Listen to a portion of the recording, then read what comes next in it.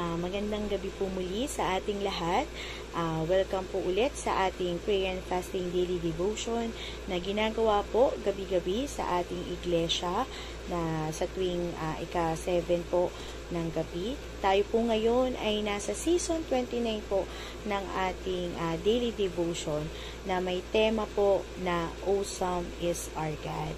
So, napakabuti po ng Panginoon na tunay nga nakahanga-hanga ang ating Panginoon sa lahat ng aspeto po ng ating buhay, na talagang ipinapahayag niya ang kabutihan niya sa atin, sa ating mga kasama, sa ating kapaligiran, at tunay nga po na napakabuti ng Panginoon kahit saan man po siya tingnan sa ating mundo.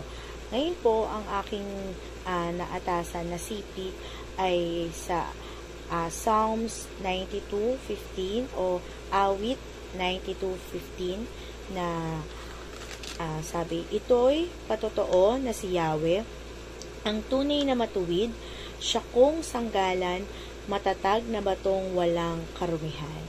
Sige po, tayo po ay manalangin. Hallelujah, Lord God. We praise you, Lord. We glorify your holy name. Lord, tunay nga na napakabuti mo sa bawat isa. Isa kang kahanga-hangang Panginoon na ang iyong kabutihan, ang iyong generous, Lord God, ay ibinibigay mo para sa amin.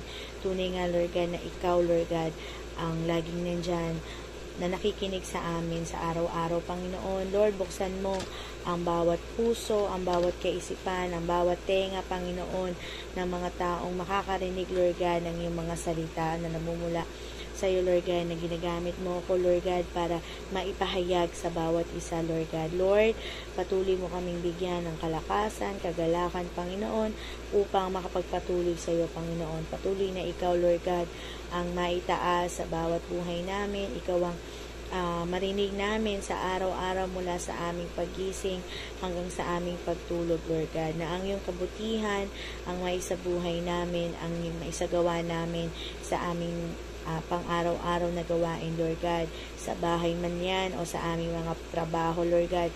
Patuloy na ikaw, Panginoon, ang maitaas at madakila sa aming buhay, Lord God, na tunay na ipapahayag mo, Panginoon, ang iyong walang hanggang pagmamahal sa amin, Lord God.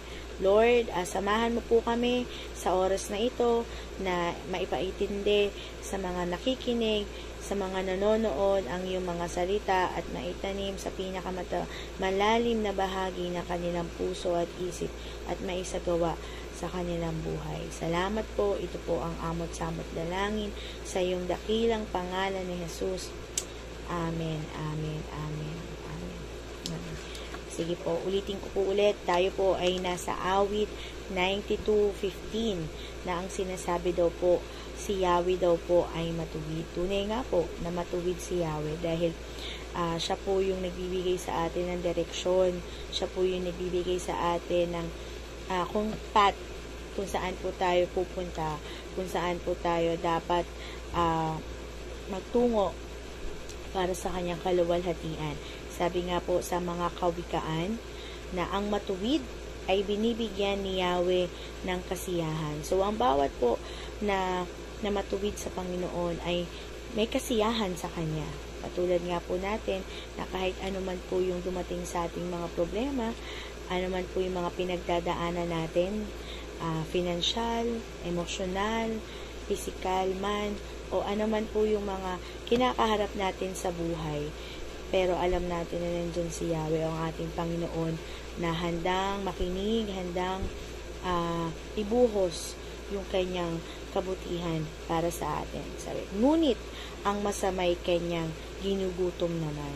So, sa mga sinasabi po dito, nawa na tunay nga po na si Yahweh lang po yung ating titingnan, si Yahweh lang po yung dapat nating sambahin, si Yahweh po yung ating maitaas at madakila sa ating buhay. Sabi nga po, hinihikayat daw at inahamon kang maging mas malapit sa Diyos araw-araw. Okay, paano po ba tayo nagiging malapit sa Diyos? Diba nga po, isa lang naman po yun sa pamamagitan po ng ating panalangin sa araw-araw. Na sabi nga po, diba, mula gising natin sa umaga, pagdilat natin ng mata, na kahit alam natin na yung routine natin sa araw-araw, ganun ulit, papasok sa trabaho, magtatrabaho, uuwi ng bahay, matutulog, tapos papasok ulit. So, yun po yung blessing ng Panginoon sa atin na pagmulat pa lang po ng ating mga mata ay isa na pong blessing para sa atin na lalo na po kung tayo ay magsasambit ng panalangin po. Siyempre, bago tayo pumasok, tayo ay mananalangin sa Kanya, hihingi tayo ng guidance, hingi tayo ng kalakasan, na matapos po natin ng maayos, ng matiwasay, ng walang anumang problema, yung araw na to, hanggang sa makauwi tayo ng ligtas sa ating mga bahay. Siyempre, ganun din naman po kapag tayo ay matutulog na, di ba po? Or may mga devotional time po tayo sa Panginoon na bago po tayo matulog, nagbabasa po tayo ng Bible, di ba po? And then after that, magninilay-nilay tayo, ano po ba yung nangyari sa atin, anong kabutihan ng Panginoon yung nagawa niya sa araw na ito. And then, magpapasalamat po tayo sa Panginoon sa mga kabutihang ginawa niya sa atin. Ayun po. Tunay nga po na binibigyan daw tayo ni Yahweh ng kasiyahan kahit dumadaan po tayo sa maraming pagsubok. Iba po, katulad na nung nagdaan pandemic. So, lahat, ang hirap, ang dami pong nangyari. So, naging matuwid po si Yahweh, nawala lahat ng trabaho, nawala lahat ng transportasyon, pero isa lang, si Yahweh lang po lahat ng kinapitan ng lahat. Sinabi nga nila na may pera sila, pero paano sila makakalabas? Diba po? Hindi sila pwedeng pumunta kung saan-saan. Diba? Lalo na po yung mga tao na wala talaga, as in, wala pong naging source of income ng mga panahon ng pandemic. So, tunay nga na ginawa ni Yahweh sa atin, lalo na po sa atin, na tunay na nagmamahal at naging tapat sa Kanya, na kahanga-hanga po yung ginawa niya sa atin, hindi niya tayo pinabayaan, bagkus may mga ginawa po siya para mapagkunan po tayo ng mga financial na makapag-provide ng mga pagkain natin sa araw-araw. May mga nagbibigay po, iba po, ng mga relief, kahit sabihin natin na hindi naman ganun sapat, pero magpasalamat pa rin po tayo dahil ito po yung way na binigay ni Yahweh sa atin, na hindi niya tayo pinabayaan sa oras ng kagipitan. Lalo na po ngayon na bumabalik na po tayo sa ating normal na pamumuhay. Tunay nga na dumaan po tayo sa anumang pagsubok. Iba po, anuman yung nangyari sa atin, tunay nga nakahanga-hanga ang ginagawa ng Panginoon sa atin, sa buhay po natin, sa araw-araw po. At tunay nga po na nawa na bigyan natin siya, ibalik natin sa Kanya yung mga pasasalamat, pagbibigay sa atin, ay pagbibigay sa Kanya ng tapat, lalo na po sa ating mga ikapo. And then, sabi rin po sa awit 11:6, na si Yahweh ay matuwid at sa gawaing mabuti nalulugod, sa pilig niya'y mabubuhay, ang sa Kanya'y sumusunod. So, yun nga po, kinalulugdan ni Yahweh yung mga taong matapat sa Kanya, yung taong matuwid, yung taong sumusunod po sa Kanya. Kahit nga po, hindi 100% nga po, diba? Hindi naman po tayo perfect, diba nga po? Pero, hindi niya tiningnan yun. Tiningnan niya pa rin yung mga times na sumusunod tayo sa Kanya. May mga times na nananawagan tayo sa Kanya. Hindi niya tiningnan yung mga times na tumatalikod tayo sa Kanya. Ang tinitingnan niya ay yung mga oras na lagi tayong nandyan para tumawag sa Kanya. So, sa pamagitan po nun, hindi siya naging madamot.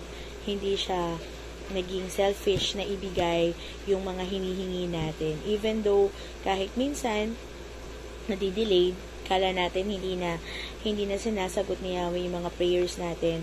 Pero, sabi nga po, it takes time, diba po? Sabi siguro may ginagawa pa siyang plano para maging maayos. Kasi kapag binuhos niya po yun, grabe po, grabe yung pagbuhos niya ng pagpapala sa atin. Kahit hindi tayo naging 100% na matapat sa Kanya. Natunay nga nakahanga-hanga mga ginawa niya sa atin, sa buhay natin, even though na ano man po yung mga nangyari sa atin ngayon, di ba po, patuloy niya pa rin binabago tayo araw-araw. Pinapakita niya na nandito lang ako, hindi ko kayo pinababayaan at pababayaan kailanman. So, yun po. Tunay nga po na matuwid siya.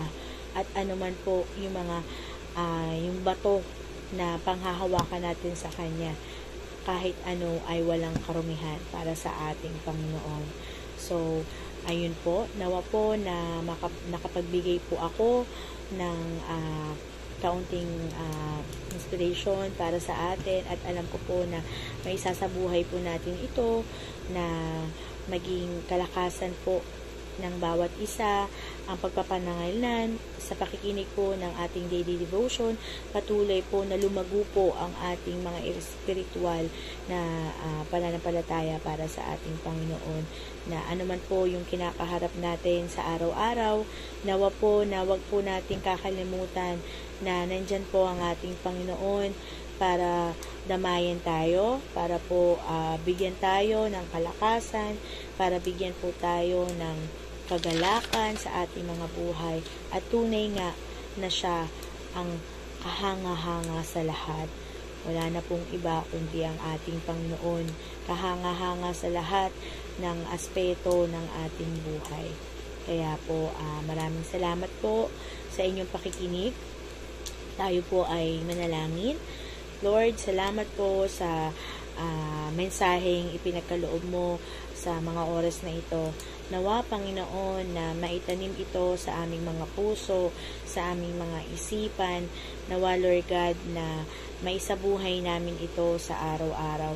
Patuloy, Panginoon, na maitaas at madakila ka sa aming buhay. Lord, you are an awesome God, O God. Tunay nga na ikaw ay kahanga-hanga sa amin.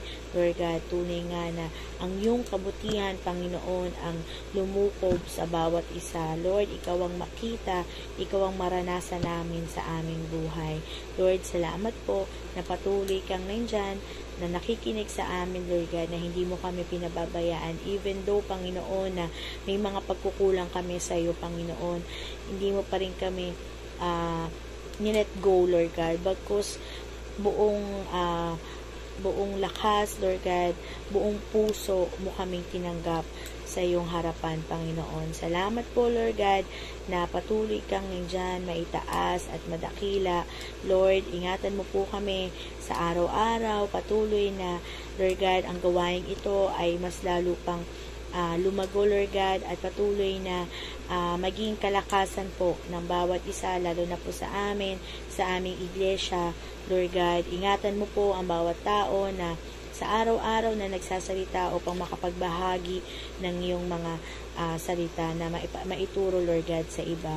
Lord, buksan mo ang aming mga puso, ang aming kaisipan, ang mga tenga, Lord God, ng mga nakikinig at maibahagi pa sa aming mga kasamahan, Lord God, sa aming sambahayan, sa aming trabaho, at sa mga lugar na aming ginagalawan, Lord God. Salamat po, Panginoon, patuloy na ikaw ang maitaas at madakila, Lord God, sa aming buhay. Ikaw po, Lord God, ang magsilbing ilaw namin, Lord God, sa aming buhay. Salamat po.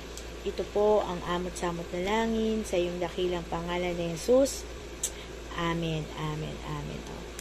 Salamat po muli, at patuloy po tayong magpananginan, patuloy tayong magpalakasan sa Panginoon, at nawa po na maging kagalakan po tayo ng bawat isa. Hanggang sa muli po, magandang gabi po ulit.